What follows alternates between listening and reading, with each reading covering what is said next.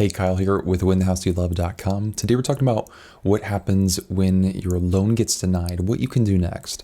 So having your loan get denied can be one of the most frustrating things. So first of all, let's talk about why this can happen. The first thing that you need to do is you need to talk to your lender about why you got denied in the first place. Okay, you don't just want to say or hear from a lender, we're not able to move forward with your application or your loan was denied, and then not know why. You want to hear, was it because of your debt to income? Was it credit? What issues were going on that led to that? So ask questions if you aren't able to move forward with a mortgage application. So some common things that can keep your loan from getting approved. One is your credit score. So maybe your credit score is too low for the loan program you're applying for. Maybe you have credit issues, something like a recent bankruptcy, foreclosure, or short sale. You could also have a debt to income ratio that's too high, meaning you have too much monthly debt for the income that you have. And I'll talk about a way to remedy that here in a second.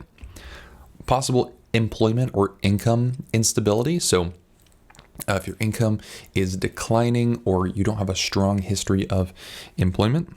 And here's a big one, insufficient funds.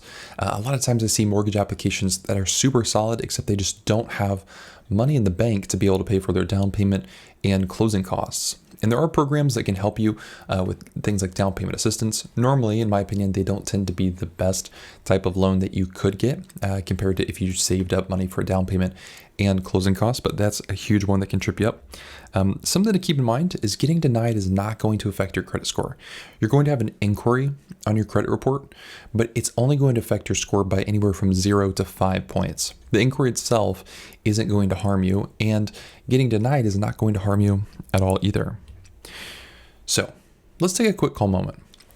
So getting denied can be super frustrating because you're going through all the emotions of wanting to purchase a home and you're sharing all this info with somebody, all this private information. And then when you just get told a no with no reason or walkthrough, it can be embarrassing and overwhelming and incredibly disappointing. So if you're at that spot, I want you to take a breath and slow down, because it can be really easy to get frustrated and take it out on the loan officer, or to just completely abandon the dream of purchasing a home. Okay, know that your loan officer, their goal is not to deny anybody. They want to approve your loan. Okay, but sometimes they might not give you the explanation that you need. So if you're in that spot, take a moment. Maybe you do this over an email and ask, hey, can you give me just a detailed list of things that I need to work on to be able to get approved? Okay, so here's what you can do. So number one, you don't want to give up. It can be really easy to just completely stop the home buying process and to move on to something else and spend your money elsewhere. But you really don't want to do that. You're at the spot now where you can make the decision of you can choose to work on things to get you in a home in the next 3, 6, 12 months here. Also, get a reason from your lender. You want to understand exactly why you didn't get approved. Now, know that lenders can't always give you the exact reason why. And that's not because they don't want to, it's because sometimes lenders themselves don't know.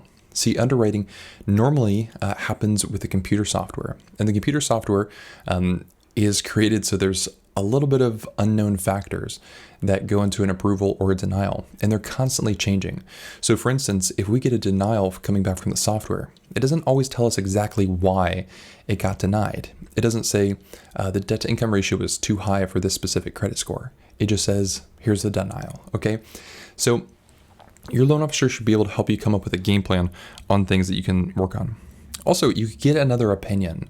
So this would be best if you're doing it with a different type of lender. So if you got approved with the bank, maybe try to talk with a broker.